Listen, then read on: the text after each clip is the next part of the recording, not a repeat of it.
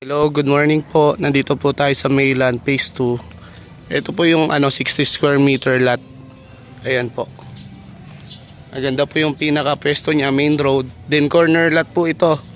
Kasi pagpasok ng street, madadaanan nyo na kagad yung pinaka lote. Ayan po. Ayan po. Ito po yung lote, ayan po. Kita nyo naman po yung kalsada, maluwag po siya.